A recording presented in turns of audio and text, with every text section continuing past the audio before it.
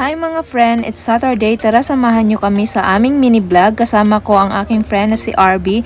Dahil medyo sawa na kami sa city, mag-island tour muna tayo. At today, pupuntahan namin ang Pingchao Island. Pupunta kami sa isang park na ang Leather Factory. So samahan nyo kami guys at follow nyo lang ang aming dadaanan. So walk down Wing On Street and keep your eye out for a colorful graffiti doorway leads you to a former leather factory and Grade 3 cultural monument site that has been revitalized and turned into an artistry junkyard with sculpture and decoration that change every month. Inside the room on the left side of the alley, sight rare photo of the factory in its golden days as well as an antique shop. So tara, ikutin na natin to at puntahan na natin yung park sa loob talaga nito guys. So ayan, merong mga shop dito na antique so pwede kayong bumili ng mga souvenir. Hindi siya masyadong kalakihan na park, medyo maliit lang siya, tsaka yung village parang abandon na sa likod. At lahat ng mga nakadesign dito sa loob guys, marami siyang puro junk talaga siya, mga junk na mga gamit. So tara, ipasyal ko kayo.